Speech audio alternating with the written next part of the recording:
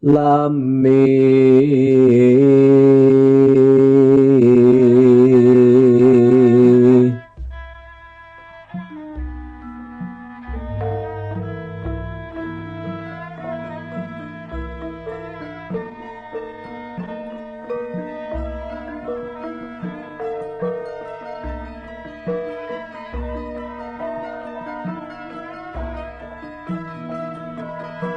Sarwa wikan sisa brahmaranita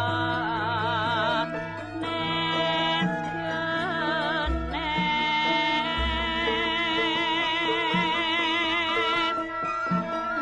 kawruhana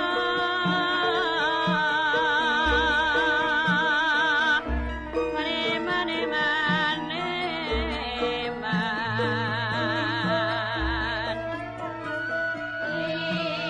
Assalamualaikum warahmatullahi wabarakatuh.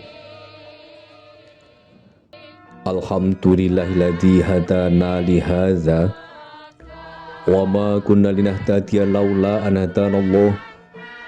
Laqad ja'at rusul rabbina bil haqq wa nudu antil kumul jannatu uristumuha bima kuntum ta'malun.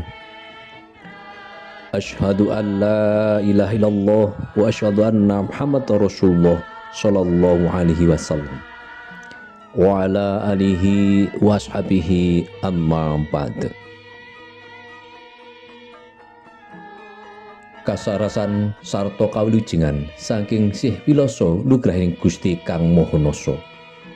Mugi tansah kapatedhakna dumateng panjenengan sedaya lan kula. Para sesepuh saha para pinesepuh ingkang binektenan saha ingkang sinudyan dening para pabrayan, para tamu ingkang sampun kepareng rawuh sumrambahipun Baraya Ageng Dusun Pulosari ingkang minengku ing Karahiyun. Kapurwakan kanthi sumarah mring purbaning Gusti Kang Maha Murah. Hingga hawit nugroho ingkang sampun kapatedhakaken dumateng panjenengan sedaya lan kula. Satemah hamba par swasana tentrem lahir tur sing batin katitik panjenengan sedaya lan kula saged nyawiji ing karsa manunggaling kayun kanthi kebaing karaharjan. Mila pantes lamun kawijil kaliman tahmid alhamdulillahi rabbil alamin. Para tamu ingkang minengku ing suka basuki.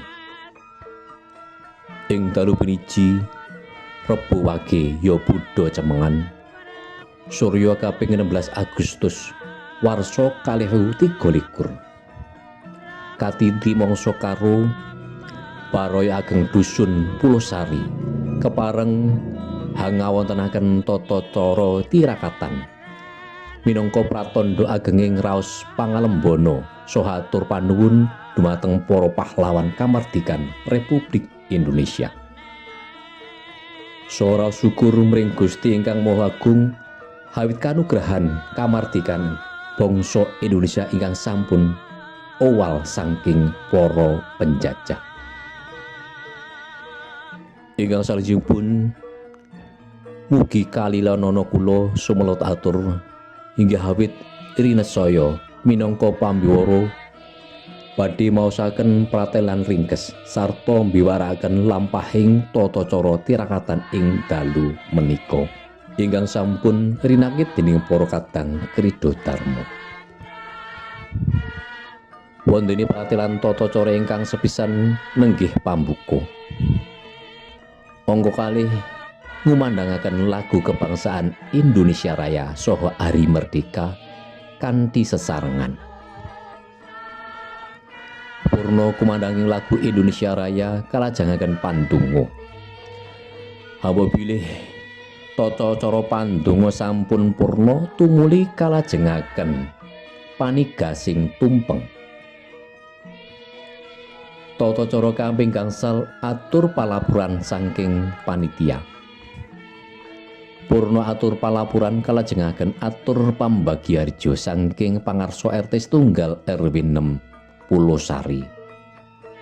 Protamu Tata cara kaping 7 nenggih tanggap wara purna tanggap wara kalajengaken pamaosing pesan perjuangan pahlawan kemerdekaan Republik Indonesia.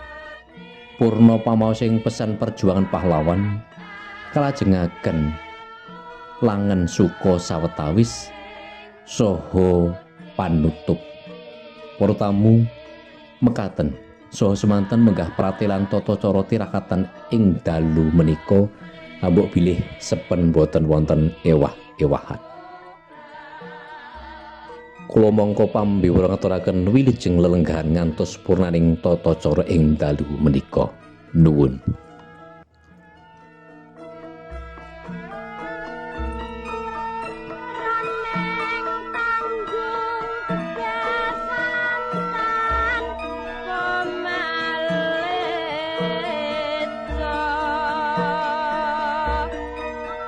Para tamu ingkang minengku ing Suka Basuki, murwani lekasing sedya tata cara kapisan pambuka.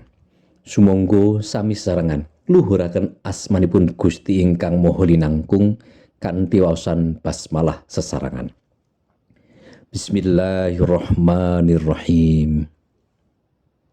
Kanthi waosan basmalah kala wau mugi-mugi tata cara ing dalu menika wiwit purwa madya ngantos wusana tansah manggih karahayun. Tata cara salajengipun ngumandangaken lagu Indonesia Raya saha Hari Merdeka ingkang badhe dipun pangarsani minangka dirijen nenjih Ibu. Para tamu kasuwun jumeneng sawetawis. Sumangga.